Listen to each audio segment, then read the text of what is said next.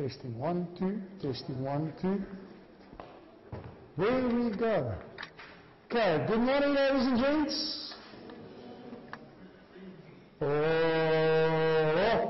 let's do that again. Good morning, ladies and gents. Yes, that sounds much better. You guys excited to be here? Yeah. I think there's a few other things we would sometimes like to do on this beautiful morning after the wonderful rain we had. But welcome to the guys that's tuning in via Facebook and the app and whichever other social media platforms we are using. Welcome. For those of you here, welcome as well. I'm excited to be here. Today we are going to do most probably one of my all-time favorite sections of work, which is functions and graphs. Functions and graphs. Now, ladies and gents, I love functions and graphs because, and this is something that might be a tad scary, everything you've done the past 10 and a half, 11 years of your school career builds up towards functions and graphs. Okay? The only bits that you might not understand at the moment is how Euclidean geometry builds up to functions and graphs. But that's next year when we do analytical geometry. Then we are actually going to bring in Euclidean geometry with a Cartesian plane a lot. Okay? So you guys ready for the morning? Yes. Okay. So ladies and gents, what we are going to do, first of all, is I would like to emphasize the following. You need to know your theory. I have found in the past, most learners that struggle with functions and graphs is not because they can't do maths. They don't have the theory foundation to actually build a proper house. Okay? If I ask you an exponential graph, which parts of the exponential equation, the graph's equation, affects the form of the graph? Now some of you are looking at me and going, shoo. And that's fine. It's good to realize now that you don't have all of that information. It is not good in a month's time to realize that you don't have that information. That's why we are here. So ladies and gents, we are going to kickstart this morning by doing a fantastic and wonderful exercise. Okay, we are going to do an exercise. I encourage the viewers to also do this exercise at home. But for you guys sitting here, I would like us to do this following exercise. I'm going to give each and every one of you a number. And we are going to go and sit in groups for about 15 minutes or so and do a wonderful exercise. Again, some of you are going to realize not such nice things. So let's quickly get the numbers going. I'm going to start here by the front. Your number, 1, 2, 3, 4, 5, 6, 7, 8, 9, 10. 1, 2, 3, 4, 5, 6, 7, 8, 9, 10. 1, 2, 3, 4, 5, 6, 7, 8, 9, 10. 1, 2, 3, 4, 5, 6, 7, 8, 9, 10. Okay? So you are number 1, 2, 3, 4, 5, 6, 7, 8, 9, 10. 1, 2, 3, 4, 5, 6, 7, 8, 9. Okay, you guys have your numbers. Okay. So, what we are going to do is, Don't stress about getting up and everything now. I'm first going to give the instruction, then I'm going to give you guys time to get into your groups. Okay? As a group, I would like you to go and make summaries of all the information you know about parabolas and hyperbolas. Okay? Everything you know about parabolas and hyperbolas. Now I'm going to give it just one prerequisite. No cheat sheets. I don't want you to use even this wonderful book you received yesterday. Okay? So, I'm going to say, group 1. I want you guys here in the front. Okay? Group 2. I want you guys here. Okay, so group 2 here. Group 3 there by you. There in the middle. Group 4 here. Okay? Group 5, you guys can be in the back there. Group 6, I want you guys in the back there. Group 7, here. Okay? Group 8, there. By that column that side. Group 9, I want you guys here. Group 10, I want you right in the front.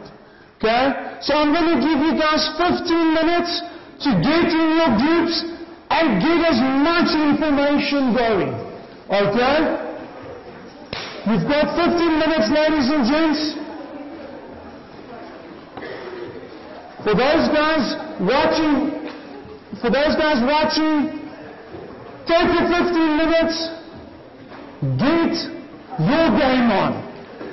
Get yourself ready and jot down as much information as you can.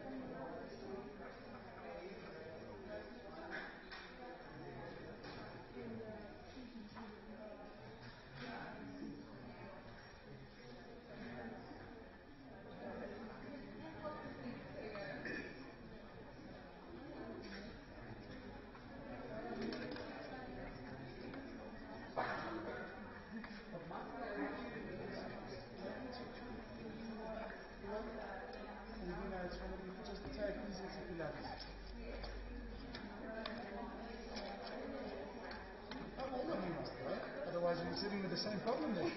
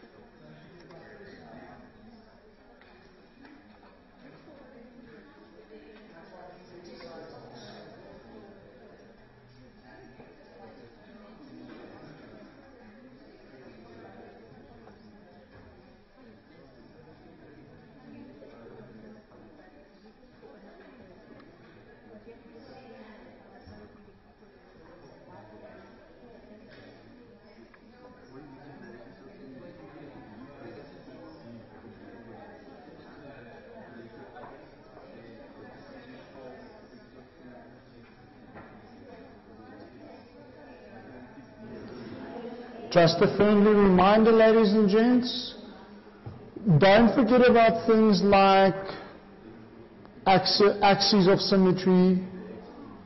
Don't forget about things like turning points, asymptotes, special cases, those kind of things. Don't forget about it.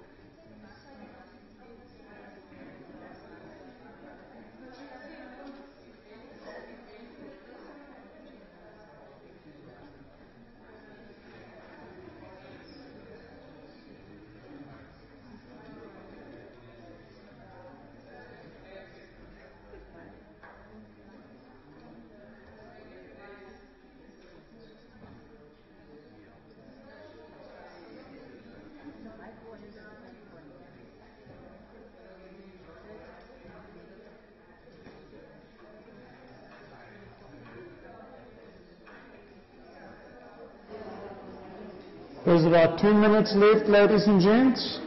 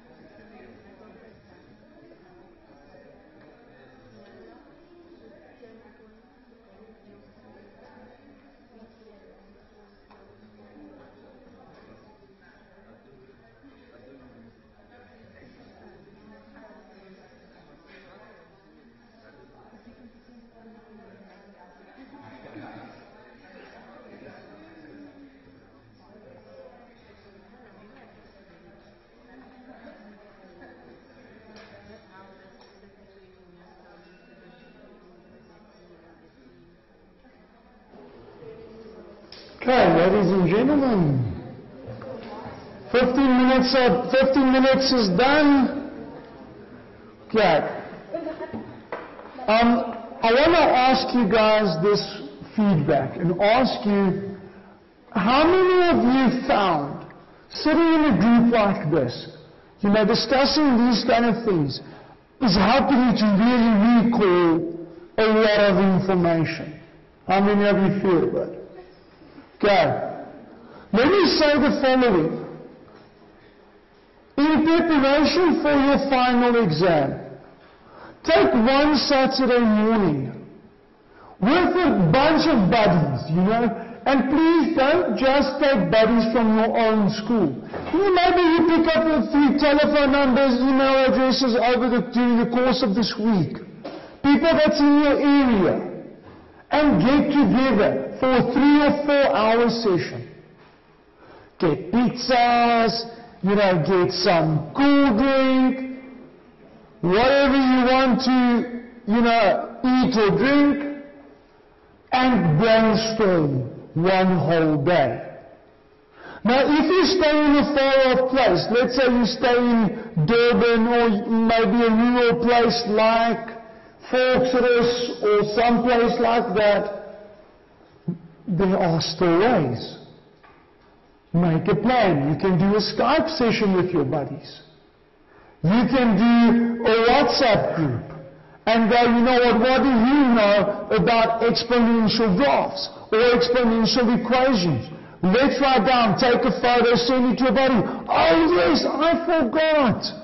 But this is what I remember extra, send it to your buddy. Guys, it's the best way to learn theory. It's the best way. So my encouragement to you guys are, push through, know this, because if you do not know all of this theory, I promise you, you are going to struggle when I try and apply this. Okay? I always use the analogy, and I love this analogy. How many of you do sports? Not saying professionally, but love sport. Okay? What sport do you do? Hockey. Fantastic. I love this because our school is big in hockey. Okay. When you are practicing your hockey, okay, you guys just pitch up at a hockey session and you just hit the ball to each other, and you just play around a bit. Am I right? Am I right? At training. No. What do you guys do? So you've got your coach who comes in and says to you, okay, you know what, you've got these set of drills, okay? And they make you run around cones and make you flick the ball to each other. You've got to hit that ball until you feel like your arms want to fall off, am I right? Why do they do that? Except to make you tired. I know that's one of our ultimate goals. But why do we do that? Well, how does that prepare you for a match? Okay. What you're saying is true, but there's a second thing as well. What you said was, the more I do something, the better I become. There's something else as well. They teach you those drills the same way as you should learn theory. Because they teach you that drill. They teach you, okay, you know what, stand there, flick that ball to each other. You've got maybe a goal and you flick it. So that when you get to a game and your buddy's running there, you don't have to go, okay, how must I hold the stick again? Okay, now I've got to remember how to flick. Okay, oh yes, no, what happens in a game? You just go, okay, whoop, and you flick it. Because you've learned it so well, it became basically muscle memory. That's the same way with maths. The better you know your theory, the less you've got to think about it when you actually have to apply it. If you know how to solve quadratic equations, I put this inside functions and graphs, and you go, oh yes, I'll just make y 0, and oh whoops, now I solve this thing. I don't even have to think about it. But you guys don't do maths like that. You just go, oh, you know what, theory is that thing that I do 10 minutes before I start practicing. Just let me quickly read through everything. But the problem is, guys, if you don't know the theory, the walls of your house is going to come crumbling down. Because if I tell you, for instance, give me the equation of the axis of symmetry of a hyperbola for 2 marks, you should be able to write that down in 10 seconds. Because it's a theory question. Do you know all the formulas for the axis of symmetry of a hyperbola? Not of a hyperbola. Exactly, not of a hyperbola. We know it for a parabola, yes. But now you're sitting in the exam. Oh, what did I read again on that page? I see the page in front of me. But for the life of me, I can't remember how to write what it is. That's because you guys don't know your theory well enough.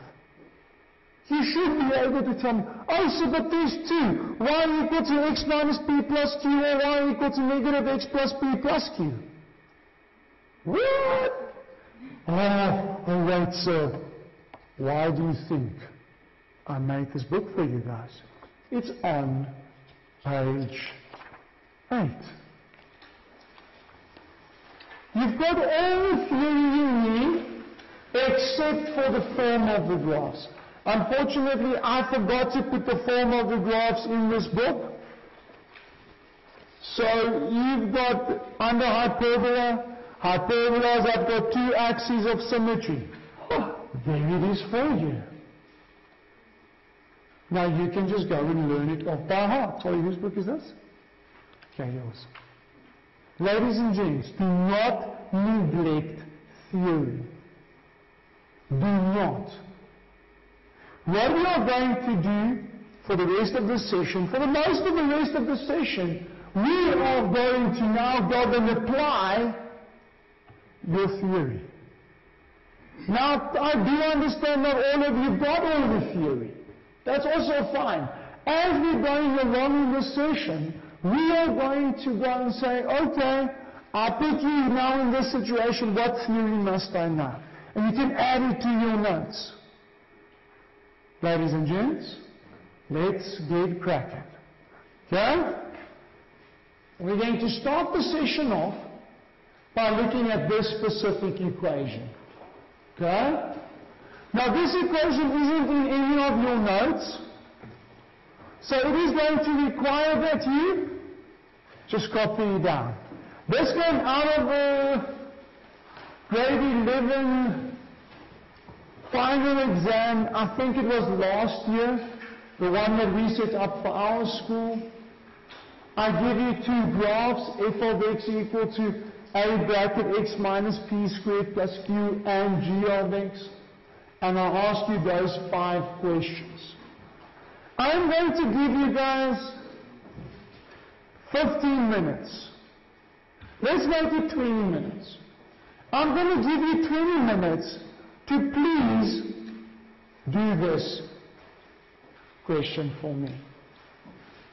You are now allowed to use your cheat sheet, your book, or if you want to, you can take a photo with your camera, with your phone, and keep it next to you while you do the sum.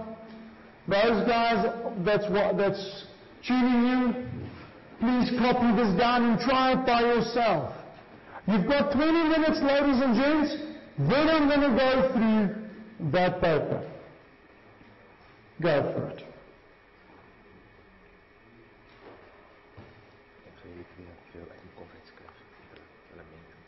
Okay.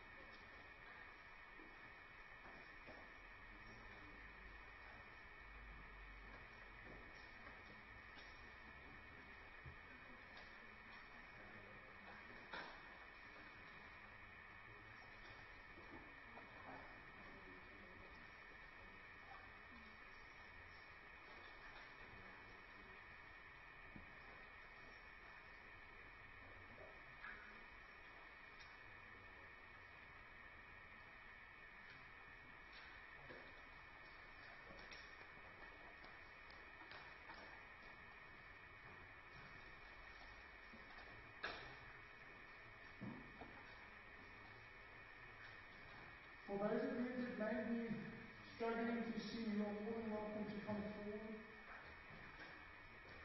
I won't hold it against you.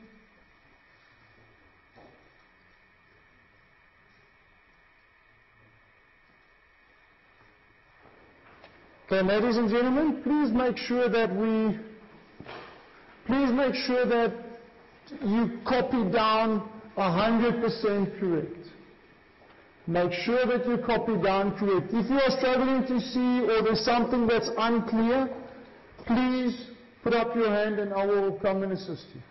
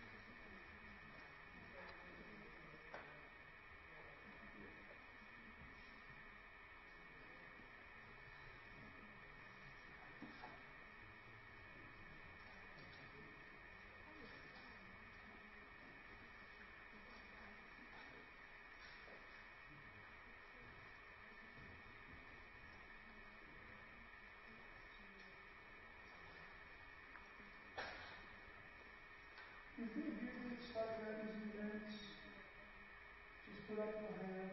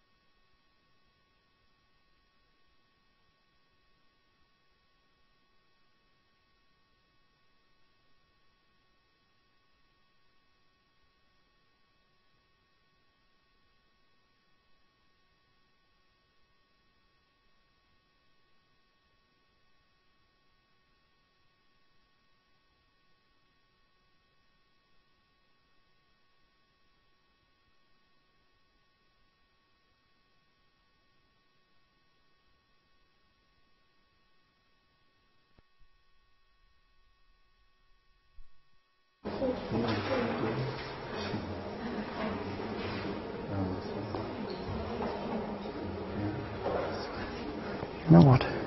Let's switch these two around. Oh, but you can do.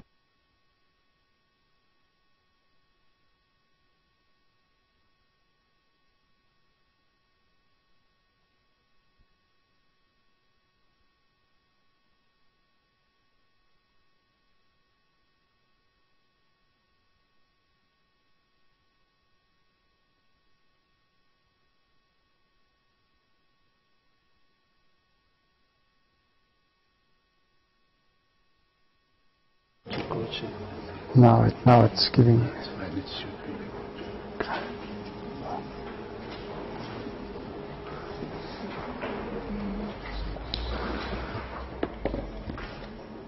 be. Yes. Yeah. Thank you.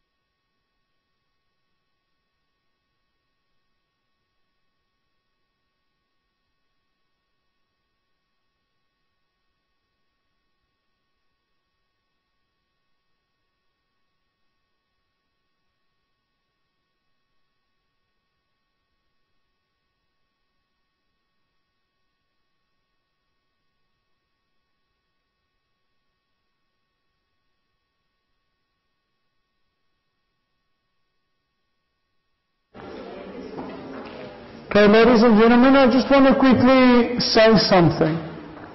Please remember to look at mark allocation. You know, as I said to a gentleman here in the front, if it counts 2 marks, and you start writing 5, 6 lines, it's not that you're wrong, it's just there's a much easier way to get to it. Remember that when you do maths. Always look at mark allocation.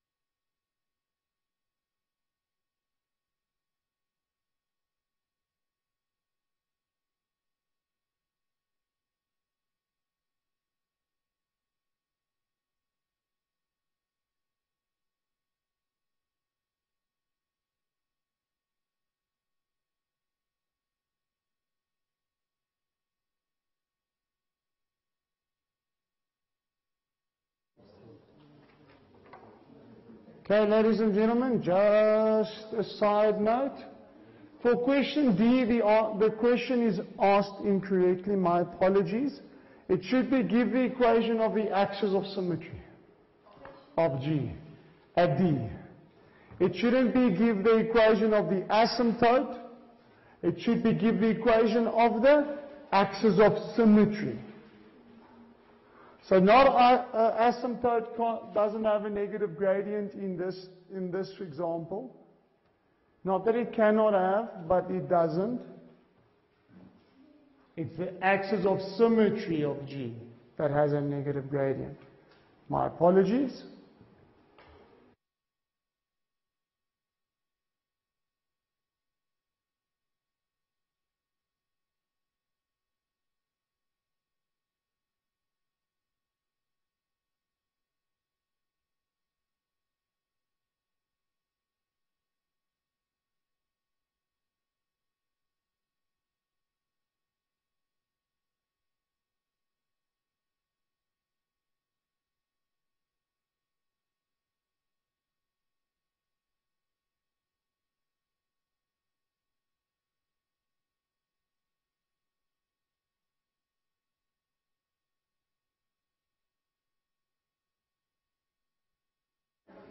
Now, ladies and gentlemen, I understand, listen carefully, that you might not be completely done with this question.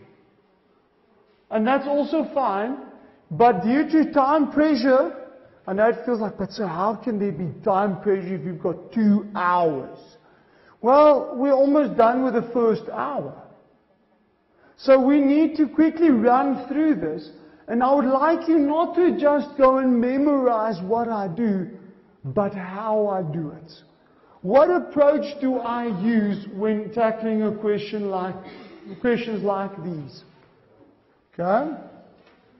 So let's have a look at the first question. Determine the equation of fx. Guys, understand? That's my monkey. That's my monkey. The equation. And I want the equation in this form. I want it in this form because that's the form they gave me. Now understand what I'm going to say now. Whenever we ask you for the equation of any graph, you start with the standard formula. Now this is the standard formula they give me. But I could also go towards x minus x1, x minus x2. I could also go towards that. But I don't have the x-intercepts, so I'm not going to use it. Okay? So I'm going to try and do this. But now, what are my monkeys and what are my mountains? This is my monkey. But my mountains are the turning point. So P and Q. You guys are with me? But guys, I didn't give you G of X just for the hell of it. Because in this case, I have the asymptotes, which is x equal to -1 and y equal to 2. Now here's an important side note. If you just write -1 and 2, I will give you 0. Because it's not just a random number, it's an equation. It's 2 equations. X equal to -1, y equal to 2. But guys, that's my turning point. Not always, but in this case it is. So now I've got P, I've got Q. What's my other mountain that I need to cross? The value for? Okay, the value for A. Now here's a little sneaky trick that you can learn. If I need to determine any unknown in an equation, I just need one coordinate. If I want to determine 2 unknowns, I need 2 coordinates.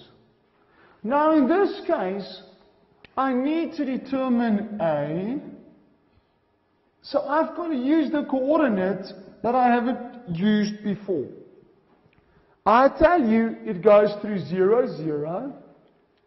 So therefore, I'm going to go and say, okay, let me substitute into my formula. So I'm going to substitute in. So y is 0, x is 0. 1 squared is 1, so therefore a is -2. Ladies and gents, hit the pause button for a short moment. Does it make sense?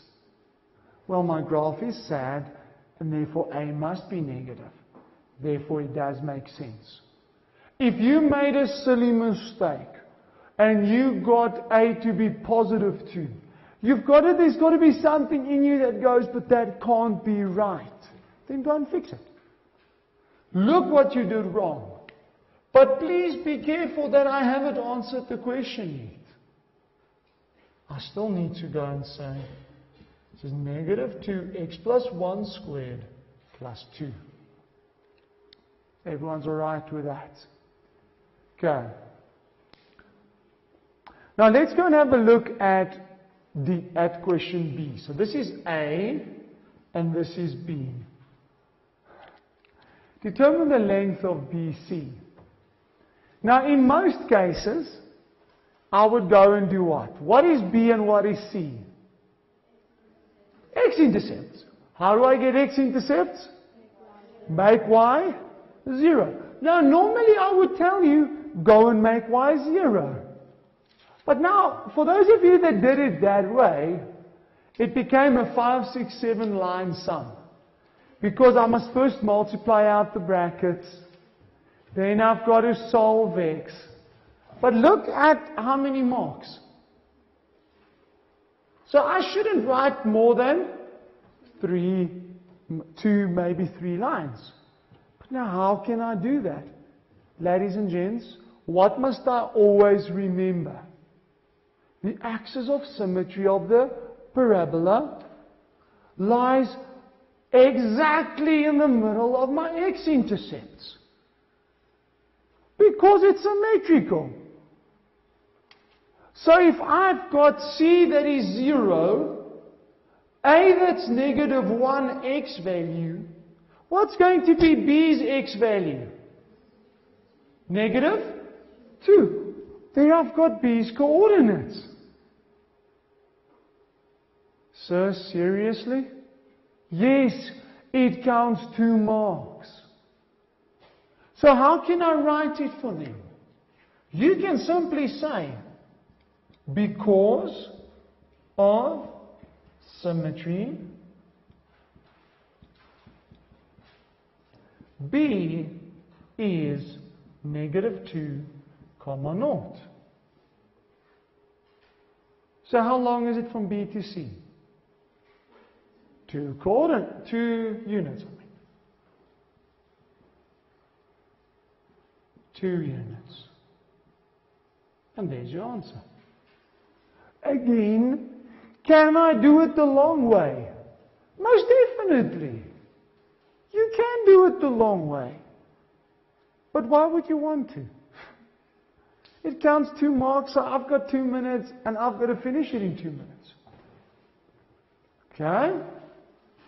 Now, ladies and gents, we start getting to interesting questions. And again, I would like you to see my approach.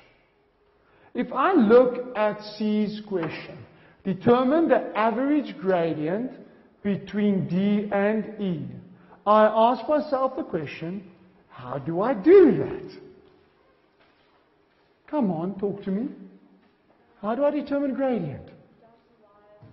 Delta y over delta x.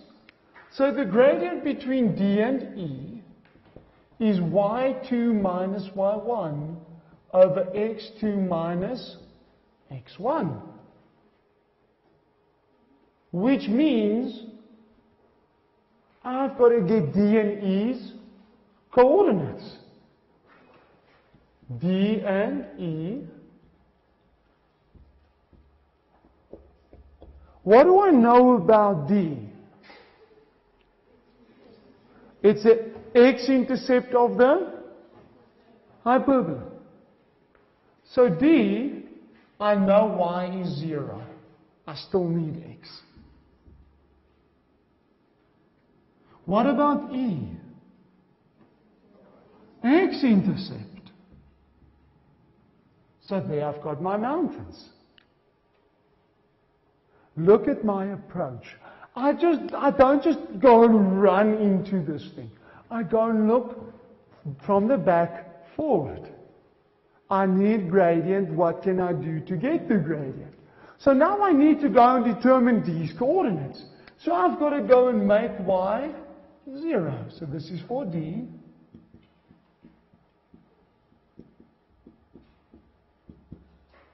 I don't want to work with fractions, so I'm going to times by the LCD. Sorry, x plus, sorry, I'll switch these two around. My apologies.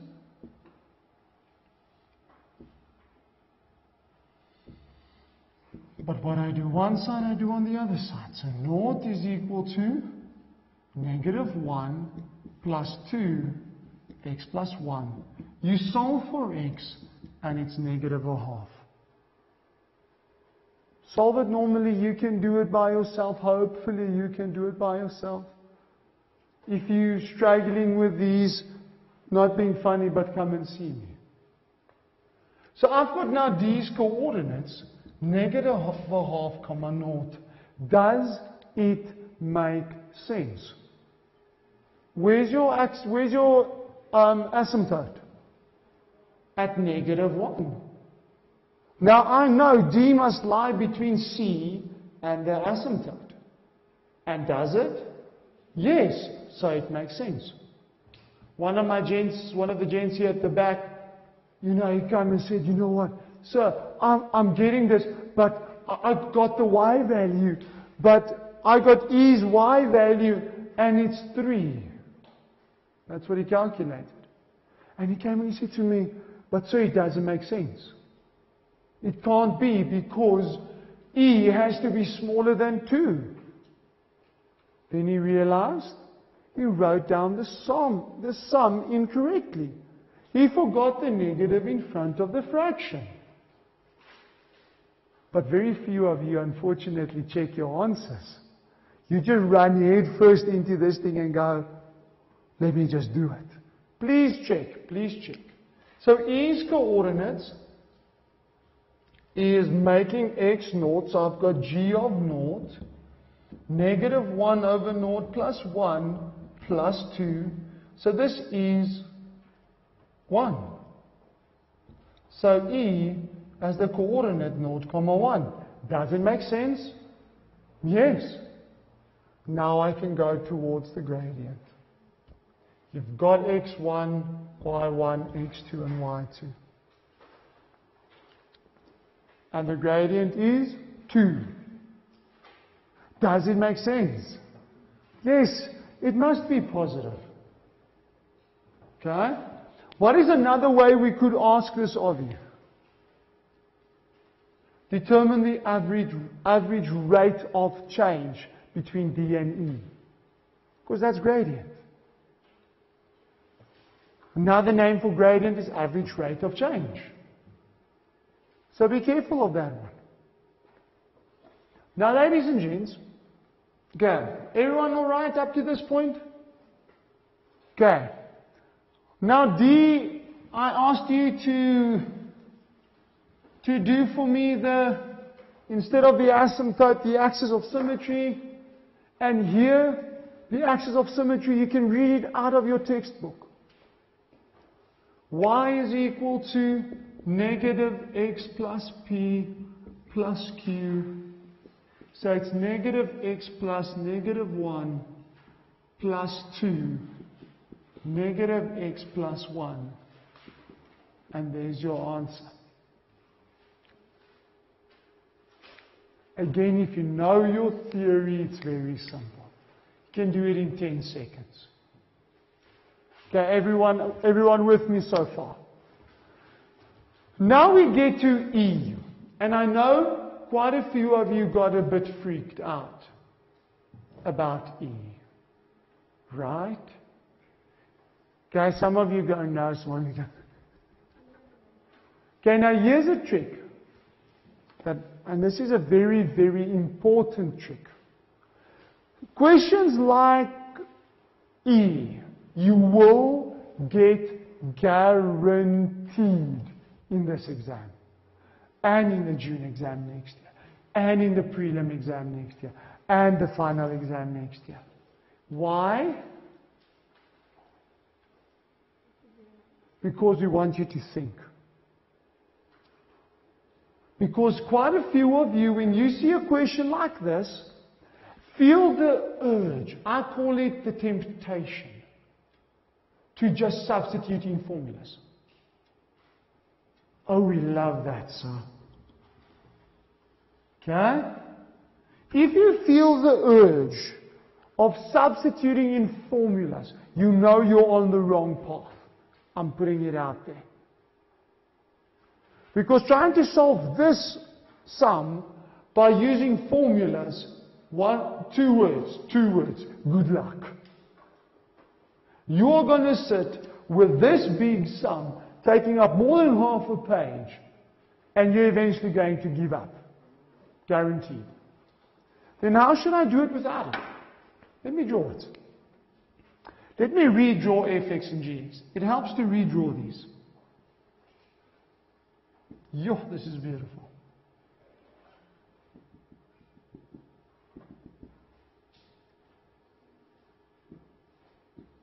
Can't remember when last I drew it so beautifully. Okay? Now, ladies and gents, when I look at this specific sum, and I'm asking you, where is fx divided by gx greater or equal to 0? What am I asking you?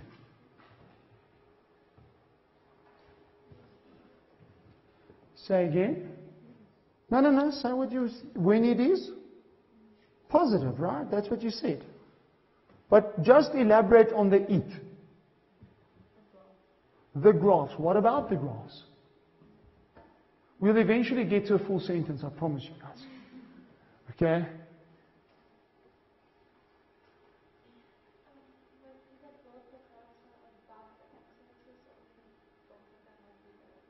Okay? In other words, where both graphs are positive or when both graphs are negative at the same time. So in other words, I am actually asking you, when is the one y value positive and the other y value positive at the same time? Because a positive divided by a positive is a positive. Or, I'm asking you, when is the one graph negative and the other graph negative? That's all I'm asking you. So how do I do that? Well, I approach my graph and I divide it according to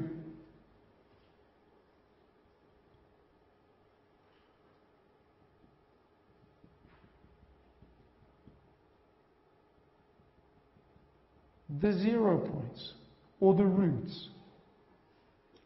Okay? And I look at this graph and I say, okay, here, the one graph is positive, and it will go positive infinitely high.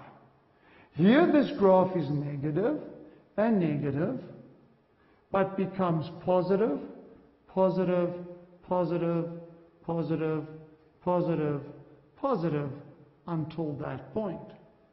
Then it carries on to be negative, negative, negative, negative. Now this graph is negative here, negative, negative, becomes positive, negative, negative, positive, positive, positive, whoopsie. So now the question is, where do I have a positive and a positive at the same x value, or a negative and a negative on the same x value? What about here?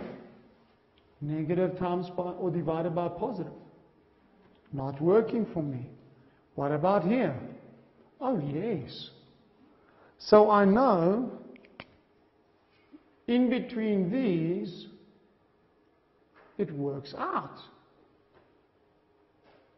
Then here I've got a positive divided by a negative. Don't want it. A positive and a positive. Oh yes. So in between those, I want it. But now what about here? Positive and a negative, no, no, no. So therefore, it's these two intervals. And that's my answer. Now this one here is at -2. This is -1, -0.5, and 0. So my correct interval for this one is x lying between -2 and -1. Quickly, someone tell me, why do I not include -1?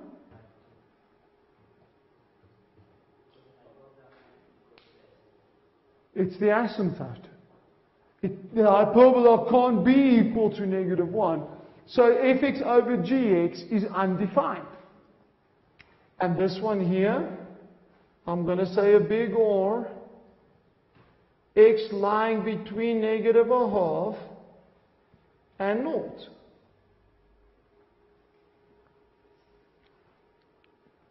Now the question is, why do I not include -0.5?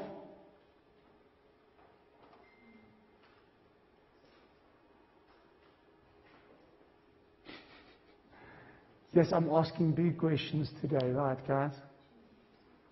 Guys, may gx be equal to 0? No. Why not? Because it's in the denominator. Gx may not be 0. So I cannot include g of -0.5. Because that is equal to 0. And I even give it to you. Okay. Is it really as difficult as it seemed initially, sir? No. It really isn't, guys.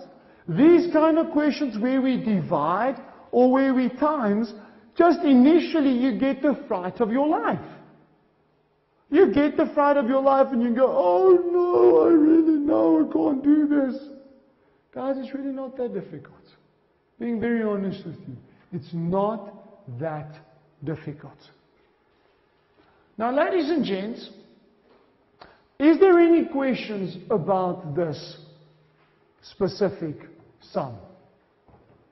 Any questions? Yes. So with the gx, do we have like restrictions? We do. X may not be -1 and y may not be 2 because it is asymptotes. Okay, now I want to blow your mind. What is the definition of an asymptote?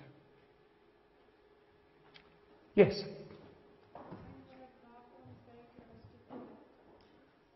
Okay, halfway right. Guys, in no definition of maths is an asymptote is there anything about not touching the graph. A graph may cross an asymptote. Now you guys like, but my teacher said to me, sir, you know, it can never cross an asymptote. It can. It can. At school level, it won't. AP Maths, guys, next year, when you do grade 12 AP Maths, you are going to get graphs that jump the asymptote and come back to it. Those of you going to do engineering or physics or anything in BSc and you do calculus, you are going to do graphs that do this. There's my asymptote, jumps the asymptote, come back.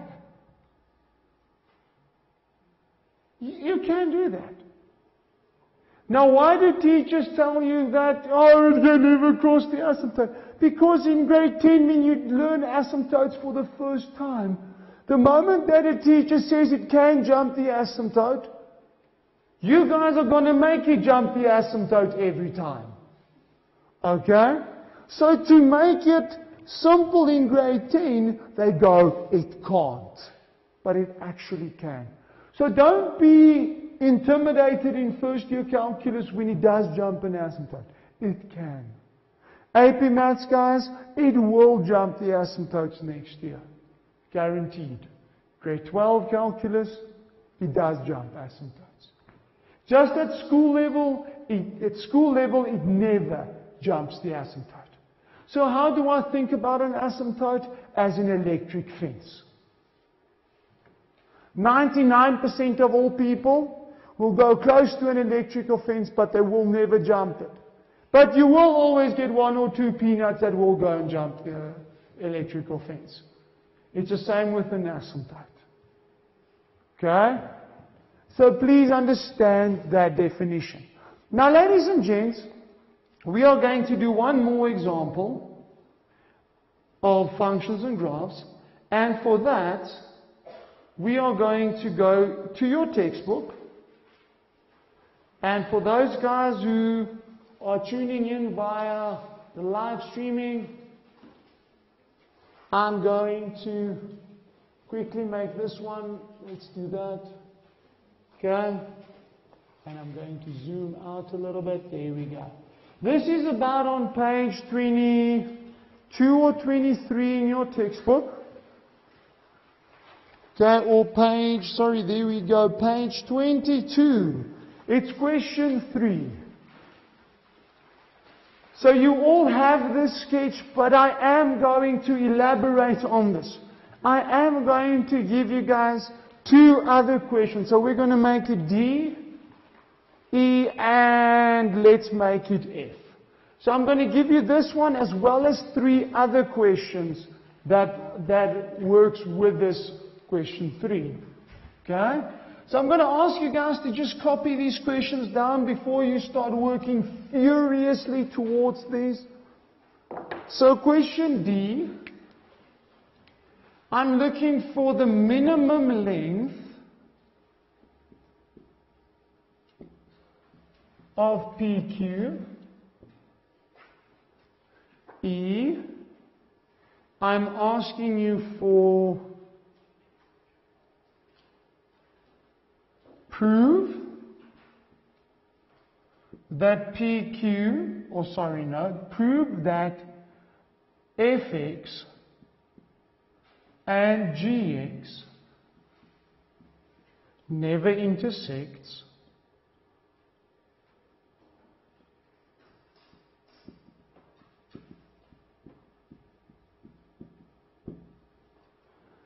and F,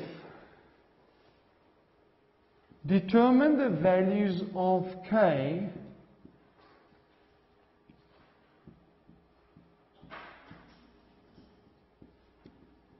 for which fx equal to K will have 2 positive roots.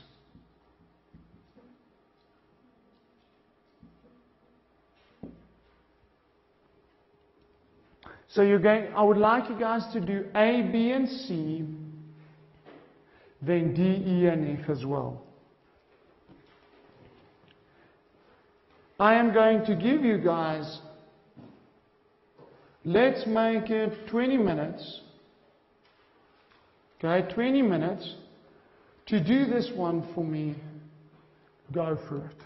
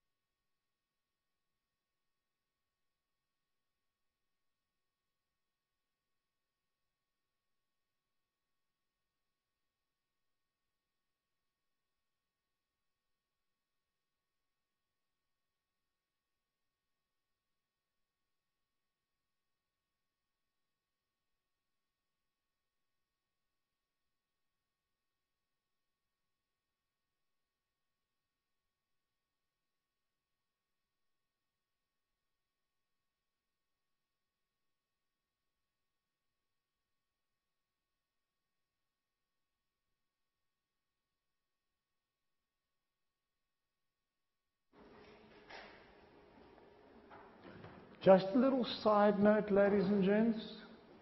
You do not have to use completing the square at all for D. Just putting it out there. You do not. You can determine turning points or minimums and maximums in other ways.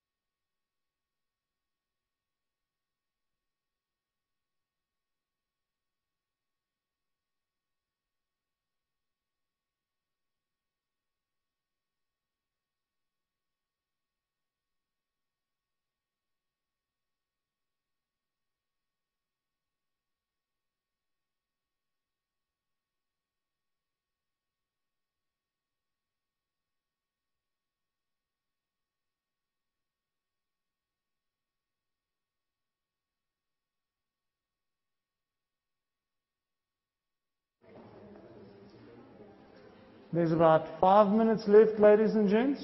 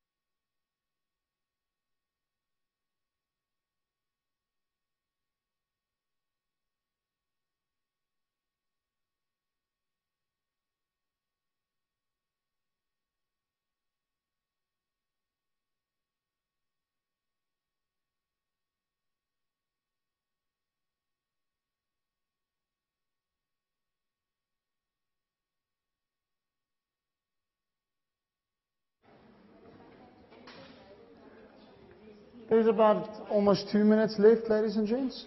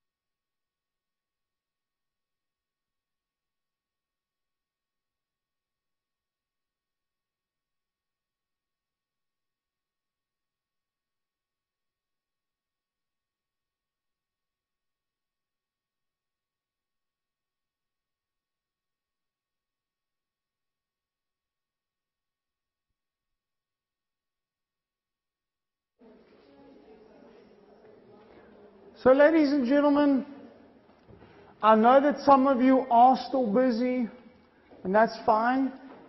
It's good at this moment of time if it still takes you a bit of a while to get to the things. And I love what I'm seeing. That you're interacting. You are, how do you do it? What is this? How should I do it? And guys, that's the best way. Try it yourself. If you see, I'm not getting closer to the answer, try it again, but go and ask. How do you interpret it? And please don't always just go and ask a teacher. Ask a buddy. Okay? But I've got to say just one thing. And please be careful.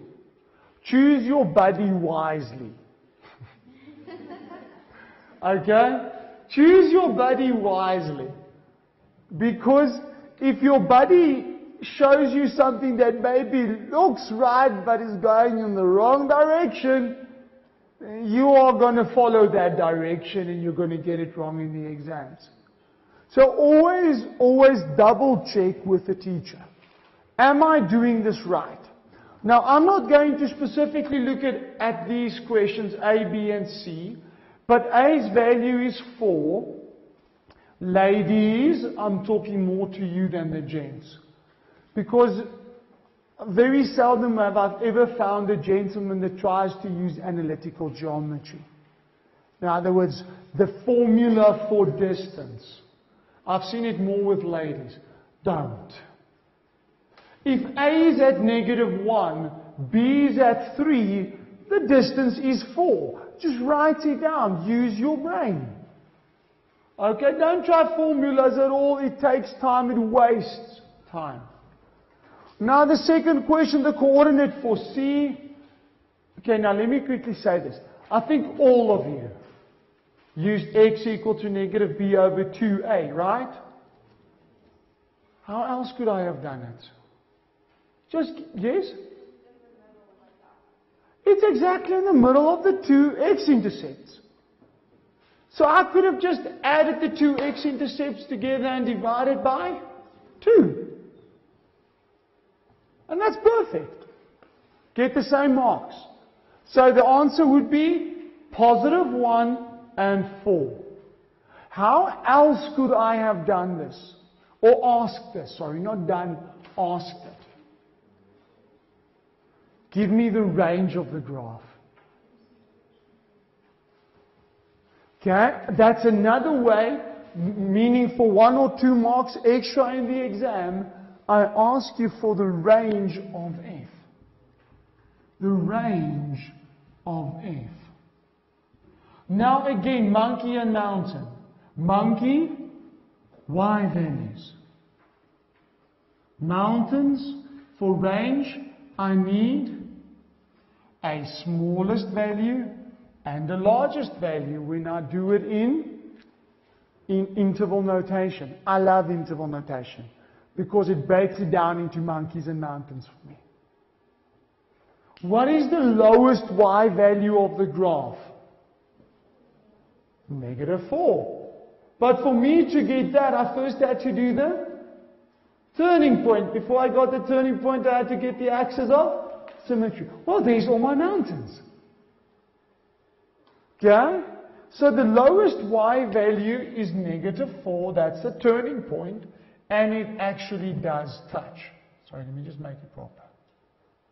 The highest y value is infinity. Because it doesn't have a highest y value. And there's my range. Now I change a 4-mark question into a 5-mark question. And I make it that just one step more difficult. Expect it in this exam. But don't freak out. Please don't freak out. Okay. Now we get to see the values for which fx is positive. Again, if I look at my graph, -1 and 3, I close off my negatives and I just read it off. X larger than 3 or x smaller than -1. I cannot write it together because they don't overlap. One lies on that side, the other one lies on this side. It's like me trying to tell you, you are in maths class, but you are also in the science class. Can't be in both. That's why we use or. Be careful of the word or and. Now we get to D. One of my personal favorites. The moment that I see a distance between 2 graphs, no matter what they ask me, I don't care. I subtract the bottom graph from the top graph. No matter what they ask me, whether they tell me where is it at a minimum, or whether they ask me if PQ is 4, determine X, or whatever. The moment I see that distance between graphs, I go PQ, this is for D, is the top graph minus the bottom graph. So in this case, it's fx minus gx. So it's x squared minus 2x minus 3 minus -4x minus 6.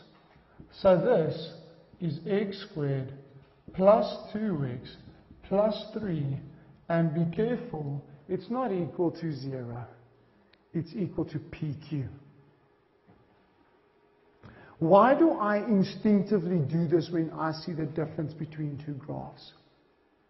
Because that scores me marks. No matter what they ask me.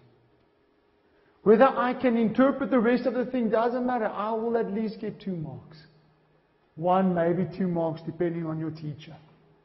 Subtracting the 2, get a formula. Now the question asks you for what? Minimum length. No. So I'm asking you for a minimum. Now I completely forget on the graph what PQ looks like. What is PQ here? It is a parabola. Where is a parabola at a minimum? At the turning point. So that's what I'm asking of you. Okay? So if I ask you for a minimum length, I know when you were in the first month of this year, when you guys did equations. To do a minimum, you had to complete the square. You don't have to anymore. You don't have to. Because it's at a minimum or a maximum at the turning point. So I can go to turning point formula. X equal to negative b over 2a. So negative 2 over 2 times 1. So my answer is at negative 1. So at x equal to negative 1, PQ will have a turning point. So it will be the lowest point on the graph. Have I answered the question? No, because it asked me for the actual length.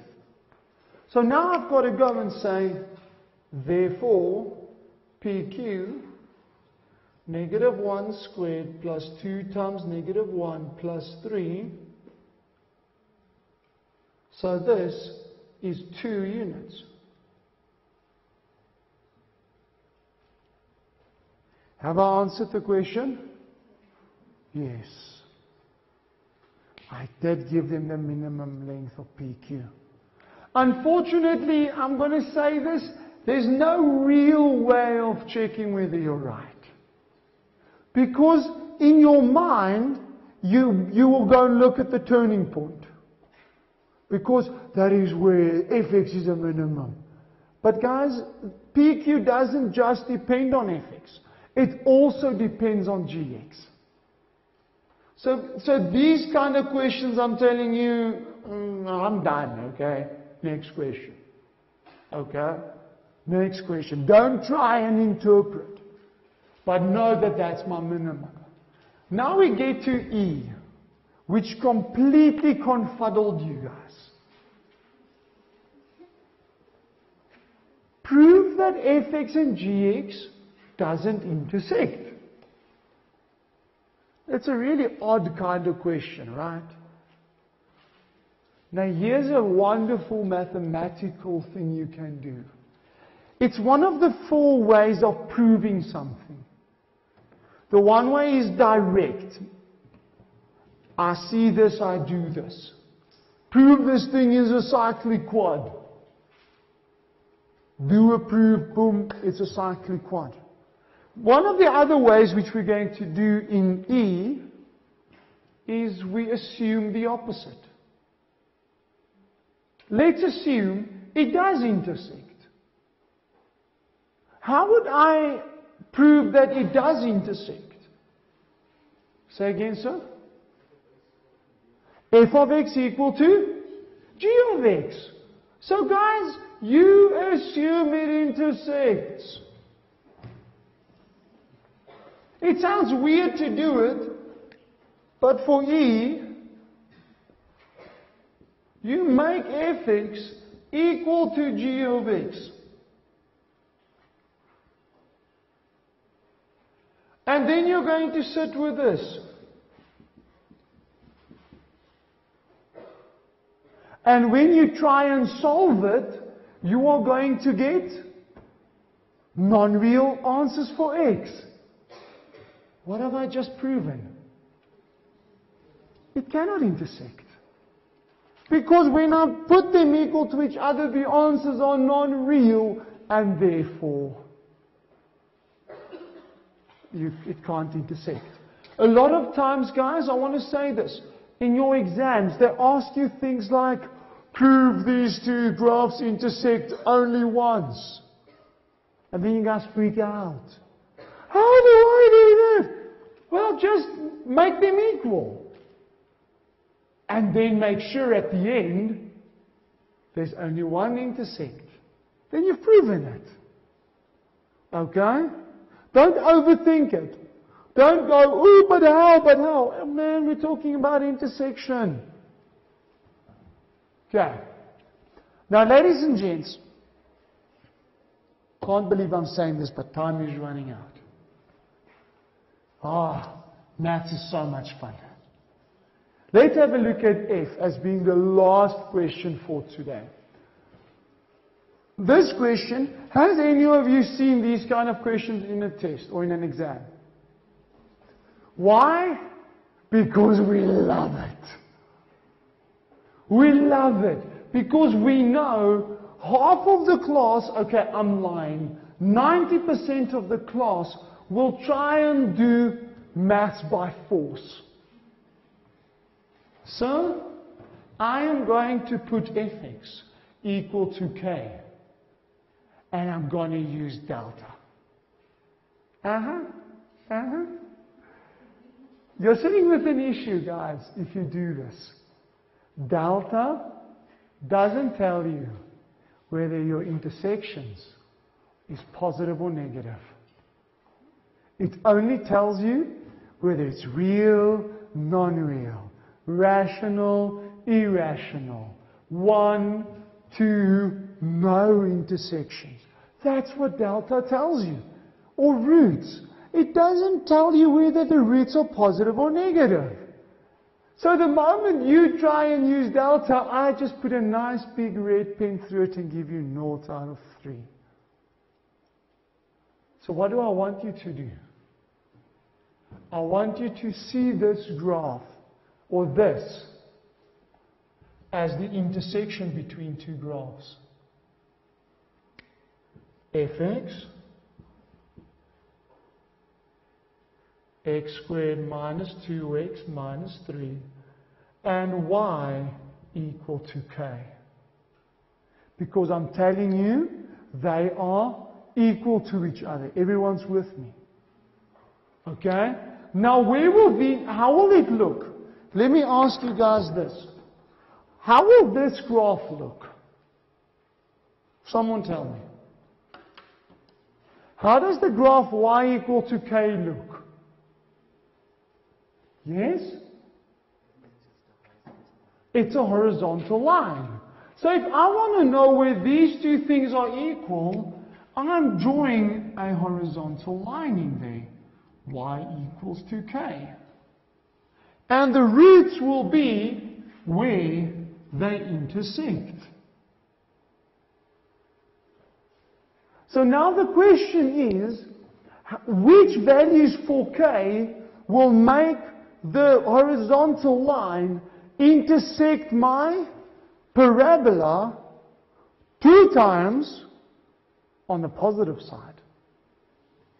Because it has to be positive roots. Does this one work out? No, because they intersect at a negative. What about if I draw here?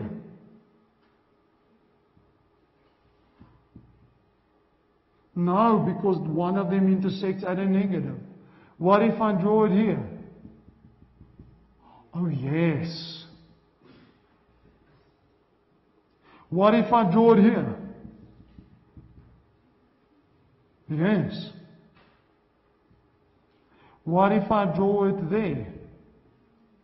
No. One intersection. What if I draw it here? No, it doesn't intersect it at all. Now I know some of you are looking at me going, seriously, sir? Yes, seriously. Because that eliminates a hang of a lot of things. It tells me it cannot lie below the turning point. It has to lie above the turning point, which is at negative 4. So it has to lie above the turning point. But it must also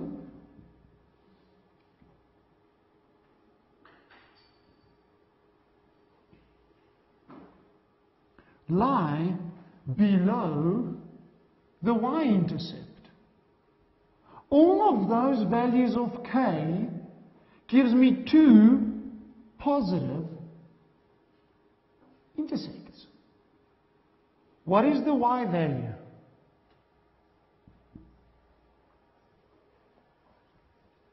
Come on. C is negative 3. So in other words, k must lie between negative 3 and, sorry, I'll keep on writing it the wrong way around. K must be larger than -4, but smaller than -3. Because it must lie below -3, but above -4.